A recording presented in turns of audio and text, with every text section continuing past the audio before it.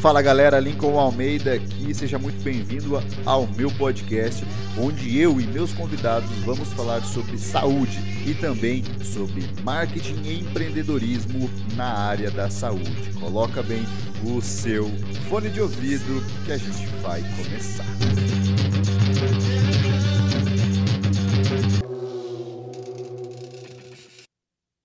Lincoln aqui. Preciso te avisar que os primeiros minutos do nosso podcast eles foram gravados com um microfone externo. Então é por isso que o áudio está um pouco mais aberto. E isso foi corrigido no decorrer do programa, para ficar mais audível e melhor para você. Então é isso. Abraço. Aproveita o episódio. Sejam todos muito bem-vindos a mais um episódio do nosso podcast. Esse que é o podcast preferido do Cristiano Ronaldo. Olha só, hoje, dia de gravação da reação de notícias sobre nutrição. Todo sábado, então, às 10h30, eu estarei ao vivo no meu Instagram falando sobre as notícias publicadas sobre nutrição durante a semana. A gente vai analisar a veracidade dessas informações, claro, sempre buscando respaldo científico. Hoje, para quem me acompanha no Instagram e também lá no YouTube, eu estou com o meu amigo ET, que todo mundo pediu para ver. Se você não conhece, vai até o meu Instagram que você vai conhecer. Eu havia retirado ele do episódio anterior e as pessoas ficaram bravas, pediram que ele voltasse. Então, aqui está o ET novamente, que ele me ajuda a pensar ainda melhor. E é isso, deixa eu dar uma olhada aqui, olha só, hoje eu já selecionei aqui as notícias mais acessadas que o Google me mostrou, que foram as notícias mais lidas durante essa semana, de sábado passado até hoje, as notícias publicadas aí nos grandes sites do Brasil, e além de alguns Instagrams também, que tiveram algumas publicações. E a gente vai ler essas notícias, A ideia é ler a notícia e ver a aplicabilidade dela, se há uma coisa séria. Isso porque quando a gente fala do mainstream, que para quem não conhece, seria uma população em geral, O povo, o coletivo, São pessoas que estão na massa. Essa seria a classificação melhor para mainstream, a massa, Então, a massa ela tem mais acesso a sites hoje em dia, Antigamente era somente a televisão, mas hoje o crescimento da internet do Brasil está bem alto, 70% da população fazem utilização da internet, já tem internet em casa. A gente pensa, 70% parece alto, mas não é alto, comparando com outros países aí. E dos 70% que utilizam a internet no Brasil, mais de 90% estão nas redes sociais. Então aqui é um lugar de muita informação, muita coisa, muita opinião, e que muitas vezes essas opiniões elas são bem erradas, Eu tive recentemente uma experiência no outro aplicativo, e eu não vou mais falar o nome do aplicativo aqui por meio do Instagram, Só vou falar Instagram agora, porque eu citei outros aplicativos, tanto esse que faz o podcast, quanto outros, e o nosso querido Mark, ele reduziu, acredite se quiser, ele reduziu o meu alcance em 70%, só porque eu citei 2 vezes o nome de outros aplicativos. Isso é uma injustiça. Na verdade, não sei se é injustiça, Ele está tentando trazer as pessoas cada vez mais para dentro da plataforma dele. Mas é isso. Então, eu até esqueci o que ia falar, mas eu lembrei. Eu estava lá no outro aplicativo dos vídeos rápidos e eu postei aquele vídeo que eu falei sobre o nonsense, a não necessidade de você suplementar o whey protein com BCA, Simplesmente por quê? Porque o whey protein ele já possui quantidades suficientes do BCA, que são os aminoácidos essenciais que promovem diretamente a síntese proteica, né? E você já tem quantidades suficientes desses aminoácidos no próprio whey protein. Então não há necessidade de você aumentar. Se você aumentar a quantidade de leucina, por exemplo, você pode ter até uma piora na síntese proteica por haver uma competição maior por aminoácidos. Ah, Lincoln, mas eu sou aqui bodybuilder, eu tenho 150 quilos. Foda-se. É a mesma coisa, tá? A gente vê lá as recomendações, independente do peso do cara, a recomendação de leucina é de 700 miligramas até 3.000 miligramas, variando ali. Não adianta você socar proteína, porque não vai aumentar. E mesmo que aumentasse a síntese proteica, isso não significa necessariamente que você aumentaria a sua massa muscular. E esse excesso de leucina ele vai ser oxidado, né? Ele vai lá virar glicose, enfim, você vai acabar eliminando por outras vias, porque a gente não estoca isso para usar depois. Tá certo? E aí, quando eu comentei isso, eu publiquei isso lá no outro aplicativo, eu recebi alguns comentários bem engraçados. E um deles é, nossa, você não sabe de nada. Se você adiciona leucina no whey protein, você estará turbinando o seu whey protein e assim ficará ainda melhor. Né? Então, assim, é complicado a gente trabalhar, postar conteúdo dessa forma, né? E quando tantas pessoas têm opiniões daquilo que ela nunca viveu. Né? Pessoas acabam criando opiniões de coisas que o dono da loja de suplemento fala para ela e ela acredita naquilo. E acontece também com a internet, né? O cara vê lá a publicação de uma notícia no Estadão, na Veja, que muitas vezes não é produzido por nutricionistas, não é produzido por médicos, não é produzido por nenhum outro profissional da saúde, é simplesmente produzido por jornalistas, né? E, na verdade, os jornalistas eles possuem um trabalho bem legal. Eu acompanho bastante e aprendo bastante a respeito de linhas editoriais, né? Porque quando você tem acesso à informação, digamos que USP publicou um estudo. Eu, como jornalista ou leigo, eu posso ler esse estudo, tá certo? E publicar uma opinião, uma posição ou então um resumo daquele estudo.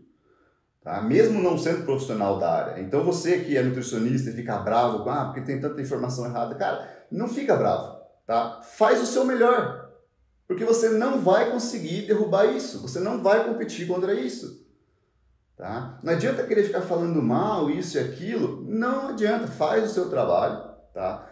Tenta trabalhar com a verdade e você vai prosperar. Não adianta querer ficar bravo, os blogueiros aí, não sei o quê. Cara, eles estão dentro da legislação. Eles pegam a informação que está publicada por meio de um estudo, né, e colocam na rede social dele. É muito diferente de uma pessoa que está passando uma dieta, está passando um treino. Isso é completamente diferente. Mas se ele pegar e divulgar uma informação, qualquer um pode falar sobre o que quiser no Brasil, tá? Desde que você não induza ninguém a cometer nenhum ato, né, nenhum atentado à própria vida ali, né? Nada que te prejudique, né? Mas a gente teve aí até venda de microbiota do magro, uma das coisas mais absurdas, e passou tranquilo com o braço dos conselhos cruzados assistindo tudo, né? Então a gente tem pouca coisa a se fazer, a gente tem que trabalhar mais com a verdade realmente, né? Então vamos lá, vamos começar a ler. Já falei demais aqui, eu ando falando muito nessas introduções. Mas acontece que o podcast é meu, né? Então, enfim, eu vou falar quanto eu quiser. A primeira notícia que a gente vai ver aqui, tá? Deixa eu fechar aqui os alertas, que eu assino o Google, né? E ele me manda um relatório semanal ali das notícias mais vistas, né? Mais lidas. E a primeira notícia que apareceu aqui para mim não é na ordem, tá? Não tô colocando na ordem, mas é a primeira notícia que apareceu aqui para mim é nutrição e body positive. Aceitação do corpo melhora os hábitos alimentares.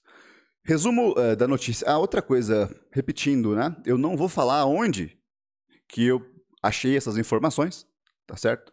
Eu não vou falar os sites, as pessoas que escreveram, porque eu não quero ser processado Eu quero usar dinheiro para fazer mais dinheiro e não para ficar pagando pessoas que escrevem besteira na internet, né? Então, eu não vou falar as fontes, né? Mas vamos lá. Você pode digitar aí que você vai achar. Vamos lá. Resumo da notícia. O movimento Body Positive incentiva a descoberta dos aspectos positivos do corpo. Verdade, legal. A abordagem destaca o autoconhecimento e a liberdade para escolher como se alimentar. Obviamente. Não incentiva a busca por um corpo ideal nem dietas restritivas. O autocuidado, o respeito pelo corpo e o amor próprio estimulam as escolhas alimentares mais saudáveis. Muito bom. Nutricionistas comportamentais podem contribuir para a melhor relação com a aparência e os hábitos alimentares. A única coisa que eu não concordei nesse resumo da notícia foi isso, né? Porque nutricionista comportamental já começa a perder ali um pouco de sentido, né? Todo nutricionista ele tem que saber lidar com o comportamento, porque comer é um comportamento. Antes não, né? Depois de algo fisiológico para manter o sujeito vivo, comer é um comportamento, né? Então, todo nutricionista formado e que trabalha ali com alimentação, ele obrigatoriamente deveria, tá? Não que todos saibam, mas deveria saber sobre comportamento humano, principalmente quando relacionado ao comportamento com a comida, né? Sua relação com a comida, tá? E aí uma coisa bem legal aqui, ó, deixa eu ver. Reiterando, né? Quando eu leio as notícias aqui, eu não tô buscando notícias para falar mal, né? Eu só tô buscando notícias e ver a que ponto eu concordo ou não. E essa daqui eu gostei, né? Eu vou até falar o nome da pessoa, porque como eu gostei, eu vou falar o nome dela. Se a pessoa tem, essa é uma citação dela, se uma pessoa tem uma boa relação com o seu corpo, ela desejará cuidar mais de si mesma, além de querer uma boa alimentação que promova autocuidado e, consequentemente, fará mudanças que valorizem a sua saúde. Quem odeia sua aparência, por exemplo, geralmente está disposta a qualquer mudança radical, como fazer dietas restritivas e até passar fome, destaca Fernanda Imamura, nutricionista do Protac. Né? Eu gostei muito dessa citação dela, tá? Porque é exatamente isso, né? Quando a gente fala, mano, a busca, né, de dietas, assim, as pessoas elas acabam confundindo muito as coisas. A gente trabalha, claro que os profissionais da saúde trabalham também com estética, porque estética faz parte do bem-estar. A pessoa se sentir bem faz parte do bem-estar, né? Umas coisas que eu não consigo compreender é quando alguém fala mal de pessoas que fazem dieta, né? Pessoas que fazem dieta buscando uma estética melhor, que agrade mais a ela, né? A pessoa fala mal dessas pessoas que fazem isso, mas se enche de maquiagem. Porra, né? Ambos estão buscando uma melhora na autoestima por caminhos um pouco diferentes ali. Então não existe crítica nesse momento, né? Você tem que usar as duas coisas, se possíveis aí. Mas a grande questão é essa. Começa a relacionar nutricionista personal simplesmente com a estética, né? Quando, na verdade, a nossa maior preocupação, quando a gente vê um espectro maior aí, o maior causador de mortalidade no mundo hoje são coisas relacionadas à obesidade. São coisas relacionadas a estilo de vida, sedentarismo, que vai levar à resistência à insulina, síndrome metabólica, possível aparecimento de cânceres, né, doenças cardíacas, diabetes. São tudo relacionado a isso, né? E as pessoas ficam ainda muito focadas, tanto muitos profissionais focados na questão da estética, quanto os próprios pacientes, né? Eles ficam colocando os profissionais como simplesmente pessoas que vão ajudar na estética. Algumas coisas que eu ouço que às vezes eu não consigo entender.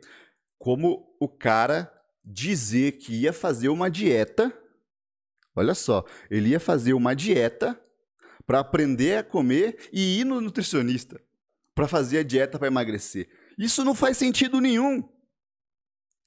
Né? Isso não faz sentido nenhum. É a mesma coisa que o cara que, por exemplo, quer fazer crossfit. Não, eu vou fazer um mês de caminhada e corrida, aí eu contrato um personal. Isso não faz sentido nenhum, cara. Já contrata o cara para te ajudar desde o começo, porque é muito provável que na terceira semana você já desista de tudo e você não vai procurar mais ele, né? E esse profissional, ele tá ali para ensinar você, para te tirar dessa estaca zero, né? O que mais se trabalha não é pessoas de ponta, atletas lá, são pessoas, né, que estão saindo do ponto zero e você precisa trilhar o caminho com ela. Então não faz sentido. Eu gostei bastante dessa matéria aqui, tá no uol.com, né? Porque eu tô falando bem, então eu tô indicando. Eu gostei dessa matéria e é realmente isso, cara. Essa autoaceitação não significa que você está aceitando estar acima do peso, não significa que você está aceitando não ser saudável, né? Simplesmente você está aceitando o seu corpo como ele é, compreendendo que ele é resultado de tudo que você vem fazendo nos últimos anos da sua vida, e a partir disso, como um estoico deve fazer, né, você deve mudar aquilo que está sob seu controle. Você consegue voltar no tempo e falar, agora eu não vou comer mais tomar café da manhã todos os dias com sucrilhos e doce de leite, né? Agora eu vou comer ovo. Você não volta no tempo. Você consegue fazer as coisas a partir de agora. E essa aceitação ela é muito importante. Você tem que se gostar. Você tem que se gostar para se cuidar. Uma vez eu entrei numa polêmica aqui, foi quase cancelado por causa disso, que eu falei que quando você tem uma pessoa que não cuida de si próprio, né, não se cuida, não se gosta, eu não vejo como que eu contrato o serviço de uma pessoa assim, porque ela, para mim, né, quando eu vou contratar uma pessoa, por mais que ela tenha conhecimento absurdo na área, inconscientemente eu fico pensando no cuidado que ela tem consigo mesma e que isso reflete no serviço que ela vai prestar para mim. Tá? Isso é uma coisa minha. De novo, não quer dizer a competência dela, mas o que ela é reflete para mim. Entende? Esse é o ponto. Né? Então é isso. Tem que ter esse autoconhecimento, autocuidado e amor próprio. Disciplina é amor próprio.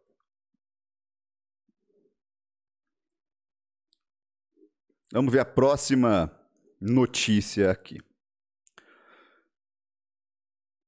Essa daqui eu não vou citar, né? Combine o hibisco com outros alimentos e intensifique a perda de peso. Pô, isso não vai acontecer, né, minha querida. É uma querida que escreveu, né? A flor é uma grande aliada da dieta devido ao seu efeito emagrecedor, principalmente devido às enzimas e mucilagens que atuam no sistema digestivo, impedindo a absorção de carboidratos e das gorduras dos alimentos, explica a nutricionista. Cara, isso não acontece, né? Tipo, acontece numa escala imperceptível. Da mesma forma que o gengibre, o chá verde, outros chás, eles aceleram o metabolismo, mas a significância, a relevância disso é mínima. É como se você deixasse de chupar uma bala por dia, daquelas balinhas bem pequenas por dia. Então a relevância clínica disso é muito baixa. E não adianta, não, Lincoln, mas é que assim, é baixa, né? Então vamos lá, eu vou tomar cafeína, chá, hibisco, canela, gengibre e vou tomar tudo. Então, se cada um queima mais ou menos 50 calorias, aí se eu tomar uns 10, eu vou queimar 500 calorias e vou emagrecer. Não, não é assim, cara. Não é assim que funciona. Tá? Não é assim que funciona. Então aqui não faz sentido usar o hibisco para emagrecer. O hibisco ele pode ter alguma utilidade bem legal na questão de retenção hídrica, né? Não tem tantos estudos que falam a respeito disso, mas a gente tem coisas sim a respeito, né? E uma prática, mais na prática a gente percebe que realmente, e tanto se percebe que o hibisco ele não é indicado para pessoas que possuem maiores problemas de pressão arterial, porque ele pode causar uma queda na pressão muito, muito aguda, né? Pela eliminação ali de líquido, ou então um aumento na pressão para pessoas que já possuem pressão alta, né? Então tem que cuidar com esse tipo de chazinho. Ah, mas é um chazinho, é natural. Tá, né, cara? A gente tem tantas outras substâncias aí naturais e que não possuem os seus efeitos tranquilos, não, né? Então aqui nessa notícia fala para combinar um hibisco com abacaxi, com água de coco, com canela, com gengibre. Cara, tudo isso são alimentos bons, são alimentos interessantes, mas não se iluda, isso não vai fazer você emagrecer, tá? Você consegue ter bom consumo de polifenóis ali, mas não é o que vai fazer você emagrecer. O que vai fazer você emagrecer é levantar a bunda do sofá e ir fazer alguma coisa e parar de comer muito. Pronto. Olha essa daqui. Comer tarde da noite atrapalha o emagrecimento, diz estudo. Vamos lá. De acordo com um estudo publicado no Journal of Clinical Endocrinology and Metabolism, sim, o horário da refeição pode influenciar tanto quanto o que está sendo consumido. A pesquisa reuniu 20 voluntários saudáveis que foram divididos em 2 grupos. Um grupo fazia a rotina de jantar às 18, enquanto o outro grupo às 22. Todos tinham o mesmo período de sono, que era das 11 da noite às 7 da manhã.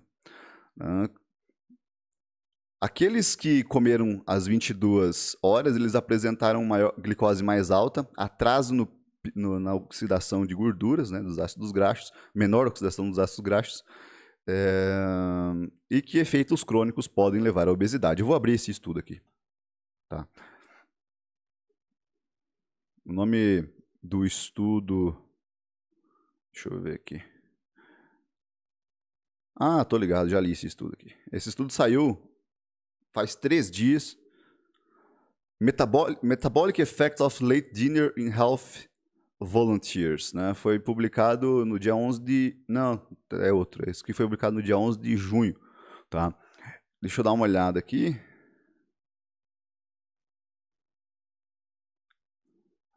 A primeira coisa que a gente vai olhar já são as limitações, né? O autor já coloca. Primeiro, que é uma interferência aguda, né? Uma noite não quer dizer nada porque eles não analisaram os hábitos alimentares das pessoas antes, né? Então, só aqui a gente já perde. Foi feito uma noite e você não analisou como que é os hábitos alimentares dessa pessoa. Só aqui a gente já viu uma grande limitação, né? Então a gente não pode levar isso ao pé da letra. O que se pode levar ao pé da letra realmente é que a escolha dos alimentos, e isso tem estudos bons mostrando, a escolha dos alimentos no período da noite tende a ser por alimentos mais calóricos e gordurosos, né? Então você tem lá, por mais que se você consuma a quantidade ali de, sei lá, faça um jantar saudável e tudo mais, mas quando você não tem controle da dieta, chega à noite, tende a comer errado. Tanto que a maioria das pessoas que eu converso, esse é o grande problema, né? O cara começa a comer, não se programa, chega em casa, o que ele vai fazer? iFood. Primeira coisa, iFood, ai que fome, não sei se tem aqui fome. Os caras começam a pedir comida, né? Começam a pedir comida e essas comidas, dificilmente é uma comida saudável. Então, comer tarde da noite, ele atrapalha muito mais na questão da escolha do alimento do que o alimento em si. Por mais que a metabolização seja um pouco diferente, mas dependendo do sujeito, a relevância clínica disso é praticamente nula. Nossa, cara, essa daqui é triste. A dieta carnívora pode tratar compulsão alimentar. Por nome da blogueira.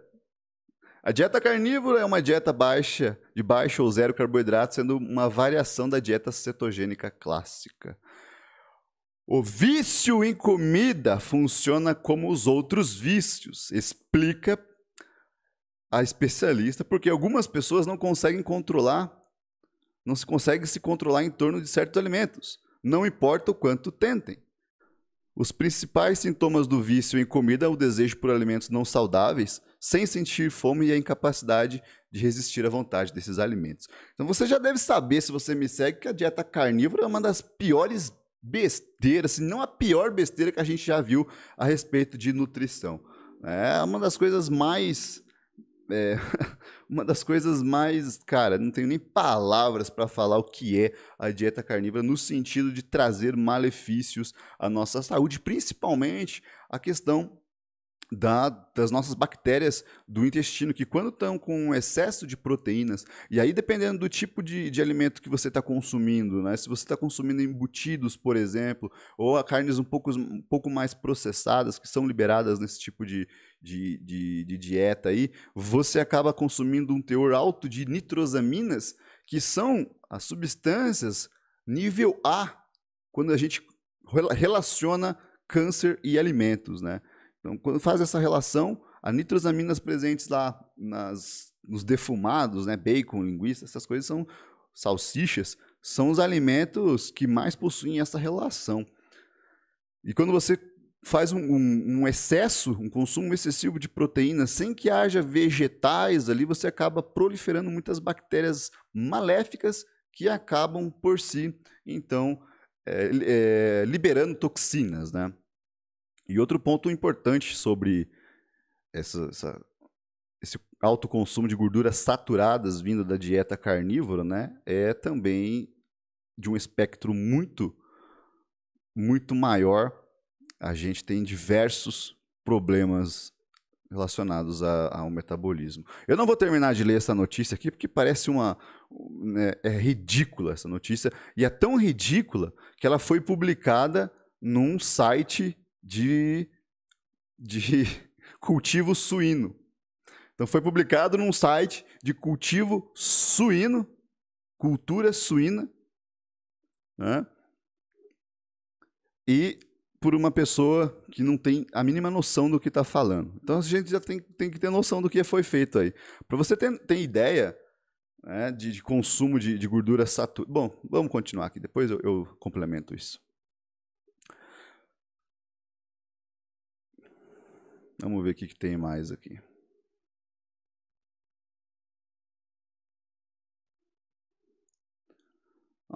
Apareceu aqui, ó. Como usar o azeite de oliva na dieta de maneira correta.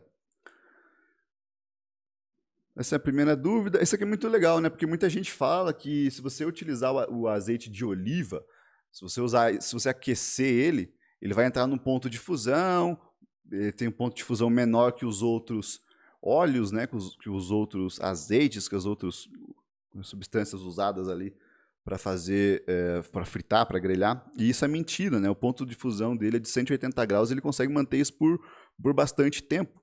E também, quando é aquecido, o azeite de oliva não vira gordura saturada, não vira gordura trans, não elimina toxinas no alimento, né?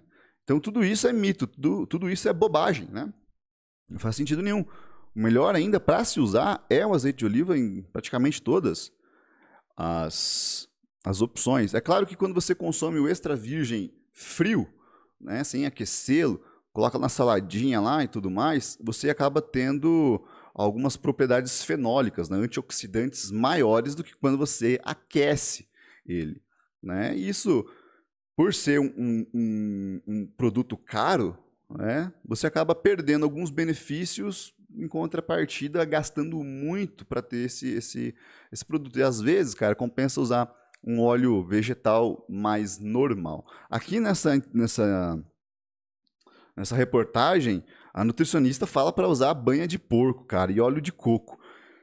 E gordura, e manteiga, né? E assim, eles falam que o ponto de fusão é maior e tudo mais, cara, mas assim, é rico em gordura saturada, meu. Você tá querendo colocar o cara numa dieta mais saudável e você não limita o consumo de gorduras saturadas, isso não faz sentido, né? Porque o excesso da gordura saturada, isso é uma questão que tem que ser trabalhada muito bem ainda, principalmente nessa cultura e nessa divulgação excessiva das dietas low carb, né? Que falam que você pode consumir gordura saturada à vontade. Isso não é verdade. A gordura saturada ela tem que sim ser controlada, tá? Primeiro, essa gordura saturada ela aumenta a permeabilidade intestinal. Se aumenta a permeabilidade intestinal, você permite que substâncias tóxicas, inclusive bactérias, elas passem aquela barreira de proteção do teu intestino e você fica mais vulnerável, tá? Ela aumenta o processo inflamatório do nosso organismo, né, por ativar alguns telômeros, tá certo? 4 e 2, se eu não me engano, né? Então, aumenta o processo de inflamação. Tem questão também de aumentar a nossa... tem uma disbiose ali. Disbiose é um termo muito forte para se utilizar, porque todo mundo está falando que tudo tem disbiose hoje. Mas ela, sim, em uma relação muito alta de gordura saturada, pode provocar essa disbiose intestinal, sim, tá? Então, tem outros diversos problemas que o excesso de gorduras saturadas vão trazer. Se você quer reduzir o consumo de carboidratos e aumentar o consumo de gorduras, não tem problema dos lipídios, né? Porém, faça uma escolha melhor. Escolha o azeite de oliva, as nuts, né, as castanhas, outros alimentos que possuem uma quantidade maior de lipídios e que não seja tão rico em gorduras saturadas, né? O próprio pasta de amendoim, né, que muita gente vem consumindo, tem que ser um pouquinho mais controlada justamente por isso. A gordura saturada, em comparação às outras fontes de lipídio, ela tem uma redução nesse gasto energético pós-prandial. Quando você pega o azeite de oliva e pega lá uma banha de porco, por exemplo, que tem uma maior quantidade de gordura saturada, né? Você analisa o gasto energético depois de consumir esses alimentos, aquele que consumiu a gordura saturada tem um gasto energético menor. Tem uma redução desse gasto energético. E além de tudo mais, cara, o próprio consumo desses... Olha só, tô ficando sem voz já. O próprio consumo desses alimentos mais ricos em gordura saturada, ele aumenta a resistência à insulina, leva a uma possibilidade maior do aparecimento de diabetes. Então não é só os carboidratos refinados, não é só doces, não é só excessos. A gordura saturada também tem esse potencial de liberação de insulina um pouco maior, né? E vai levar a resistência à insulina e possivelmente também vai engordar. Tá certo? Então, a gente tem que tomar muito cuidado com esse tipo de informação que a gente vê. Essa daqui, ela tem informação boa, que dá para se utilizar o azeite de oliva e tudo mais, mas a notícia anterior, que eu até passei rápido, porque eu fiquei com raiva, né? Da dieta carnívora, é um absurdo, né, cara? É um atentado contra a saúde das pessoas. Para você escolher um azeite de oliva bom, opte por aquele que tem um vidro escuro, né? Bem escuro, e que tenha um nível de acidez menor do que 0,5, né? Dificilmente a gente consegue achar azeites de oliva nos mercados tradicionais com uma qualidade maior, mas às vezes vale a pena ir numa casa de cereais, em um lugar mais especializado, comprar. E é mais caro mesmo. A próxima aqui, notícia dessa semana, das lidas, dieta para a imunidade.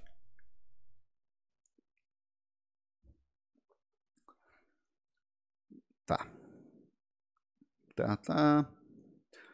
Você deve incluir na sua alimentação boas porções de vitamina A, C, D e E, selênio, zinco, ácidos graxos ômega 3, prebióticos e probióticos. É isso mesmo, cara. Ainda bem que você não falou nada de besteira.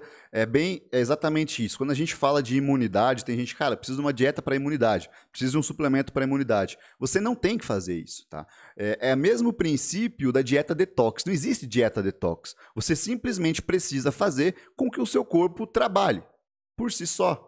O seu corpo ele vem de um processo de evolutivo de milhares e milhares de anos. Ele sabe muito bem lidar com esses problemas. Ele sabe a nossa imunidade inata, aquela que nós nascemos com ela. Se o sujeito não tem nenhuma doença autoimune, né, o seu corpo sabe lidar muito bem com a imunidade. Ele sabe produzir, ele sabe isso, aquilo. O que você tem que fazer? Você só precisa permitir que isso aconteça. Não entrando num déficit calórico muito alto, ou seja, não fazendo uma dieta muito baixa em calorias, tá? E também não fazendo uma dieta muito restritiva em alimentos. Precisa ter variedade de alimento. Por quê? Porque se tem variedade de alimento, tem uma variedade também de minerais e vitaminas, tá? Além claro, de consumir ômega 3, né? Porque ômega 3 a gente tem um baixo consumo aqui no Ocidente, é um ácido graxo essencial, nós não produzimos e nós necessitamos dele no processo de controle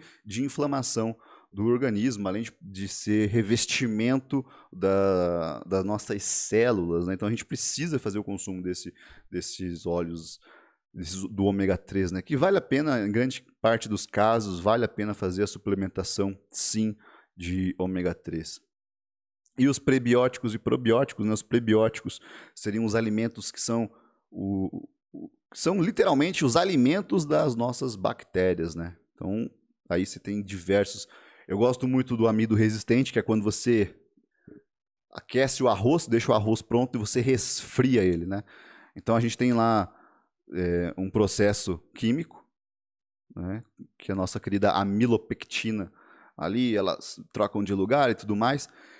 E você tem um amido que é mais resistente. Esse amido ele chega até as bactérias do intestino lá no final, no cólon, eles são metabolizados por essas bactérias e acabam liberando os ácidos graxos de cadeia curta, que eu já falei no episódio anterior. Então, prebióticos, a banana verde, né? A biomassa de banana verde é uma coisa bem legal também de se fazer receitas, né? E tem outras coisas aí que a gente pode utilizar, como prebiótico e também probiótico. Um que vem sendo muito usado de probiótico, o kefir, as próprias suplementações, né? Kombucha, né? Tudo isso pode ser utilizado para facilitar, mas não é isso que vai determinar se a sua imunidade vai estar alta ou não. É sempre esse equilíbrio de calorias e menos restrição, que vai permitir que o seu corpo simplesmente haja. Você não precisa fazer uma dieta detox. Seu fígado sabe perfeitamente como fazer isso. Mas, ao invés de você ajudar ele, comendo uma saladinha, isso você vai e enche ele de álcool. Você vai lá e enche ele de Dorflex quando está com uma dor na unha do dedão, sim, todo dia você está metendo Dorflex para dentro, né?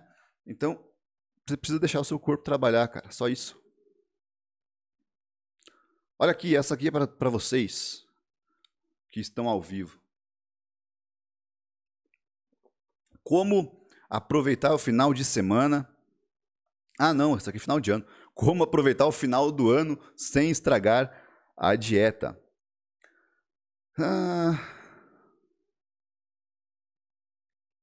Cara, isso aqui é a mesma coisa de sempre, né? Faça salgados, que não seja frito, bebida, evite refrigerante, e é isso, né? Coisa do básico que todo mundo fala. É isso mesmo. Dieta monótona. 10 alimentos que compõem quase metade do consumo no Brasil. Isso aqui é muito importante. Você sabe por quê? Porque eu bato na tecla há muito tempo que a dieta, para ter sucesso, ela precisa ser monótona. Você precisa ter uma dieta que você consuma a maioria dos alimentos todos os dias. É arroz, feijão e a carne, o ovo, a tapioca, a banana, pronto, cara. Você precisa encontrar um cardápio que você consiga comer praticamente todos os dias, e que 70% do seu cardápio ele seja invariável. Todas as pessoas que possuem sucesso na sua dieta, na sua alimentação, por mais que façam uma dieta mais flexível, quando você vai ver o passo a passo que ela vem consumindo, cerca de 70%, 80% das coisas que elas consomem durante a semana inteira é a mesma coisa, tá? E quando você encontra isso, esse processo de encontrar esses alimentos é o que nós chamamos de reeducação alimentar. Porque encontrar esses alimentos que você consuma todos os dias e que sejam saudáveis, né, você já está mais da metade do caminho andado.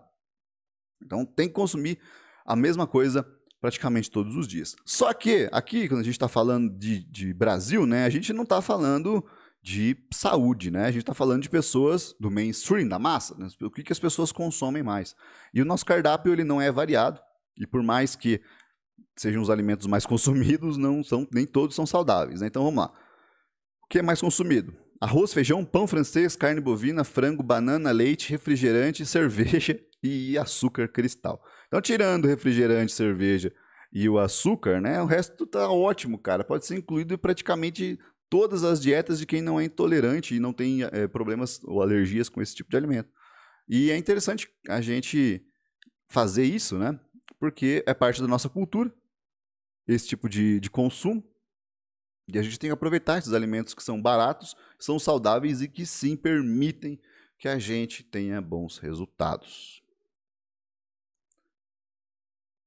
Olha aqui. Essa aqui foi conteúdo de marca, né? Uma empresa de plano de saúde. Você sabia que a alimentação saudável ajuda a combater a ansiedade? Na realidade, ajuda sim, né? Mas é o mesmo sentido que a gente fala da imunidade, né? Você só precisa deixar com que o seu corpo ele haja naturalmente. Quando você consome o excesso de alimentos ricos em açúcares, de ultraprocessados e essas coisas, você sim tem um aumento na percepção, nos sintomas de ansiedade, de depressão, de estresse. Isso realmente acontece, principalmente por questão de resposta ao prazer, que você tem resposta imediata ao prazer e de repente a retirada desse prazer, oscilação hormonal. Sim, as respostas à ansiedade, ela tende sim a ficar mais frequente, né? O sujeito, ele tá ansioso, e isso é uma das coisas que as mulheres fazem muito, né? Eu já recomendo que você não faça. Se tá ansiosa, vai lá e come um chocolate para passar, beleza. Comeu, passou, tá mais tranquila, vai dar 1, 2 horas, você já vai estar igual ou pior do que você estava antes, né? E isso vai cada vez mais piorando. E nesse ponto, a ansiedade leva a ganhar peso.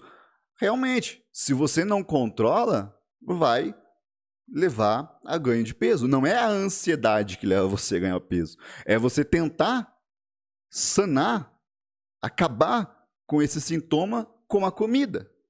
E isso vai cada vez mais piorar. Isso não vai acontecer se você come uma banana com aveia e um pouquinho de whey protein, né? Isso não vai acontecer. Você vai consumir uma coisa gostosa, saudável e que não vai ter essa resposta desesperadora depois buscando mais.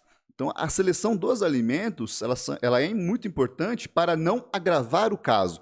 Não que se você consumir os alimentos saudáveis você vai ter a cura, certo? Isso é coadjuvante, mas sim você consegue diminuir a percepção, diminuir os sintomas. Isso sim é muito real. Dietas, essa aqui é a última notícia que a gente vai ler hoje, tá? Dietas com cardápios flexíveis fazem cada vez mais sucesso. A estatística transborda. 50 milhões de adultos brasileiros seguem algum tipo de dieta. Nos próximos 2 meses, metade terá desistido. Inapelavelmente a palavra que eles usam. Depois de mais de 4 meses, somente 2% estarão seguindo as regras restritivas firme e forte das dietas que estavam seguindo. A principal causa do fracasso, programas rigorosos demais.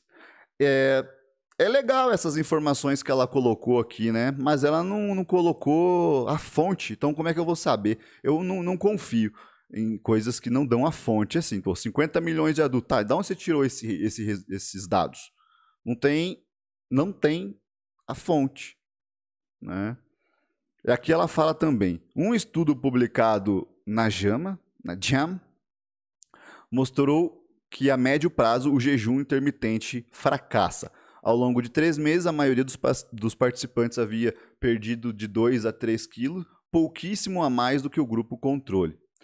E depois, uma das razões de falha apontada pelos especialistas é que os seguidores passavam a exagerar no consumo de alimentos ultracalóricos para aplacar o estômago vazio após o período de jejum, né?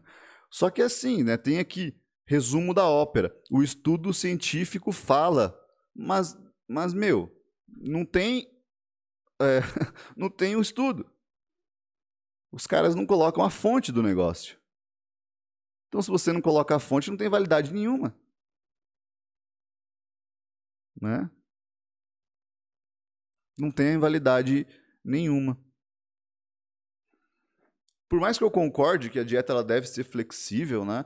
E não flexível totalmente no sentido de comer qualquer coisa, mas ela tem que ter uma flexibilidade sim, né? Mas aqui é chato essa publicação aqui, simplesmente porque ela não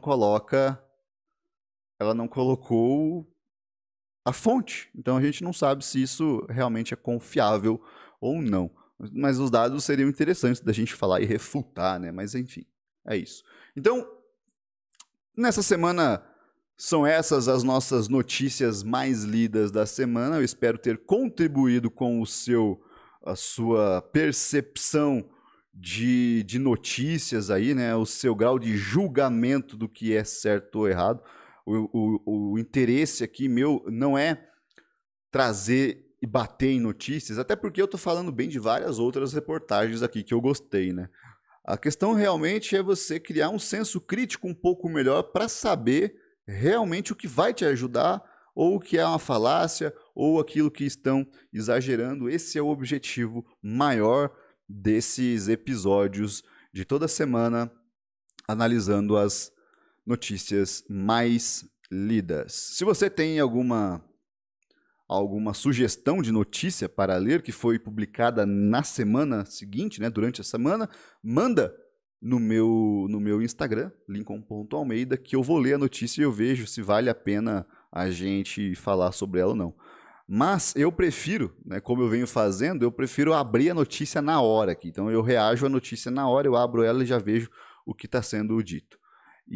Mas dependendo do tipo de informação, né, dependendo do quanto viralizar a informação, vale a pena a gente conversar sobre ela, assim, sempre buscando não bater na pessoa que escreveu, não falar mal. Eu não vou falar mal das pessoas, né, mas eu quero criar esse senso crítico que para mim foi tão importante lá no começo, né, desenvolver isso. Então a gente fica por aqui, até a próxima.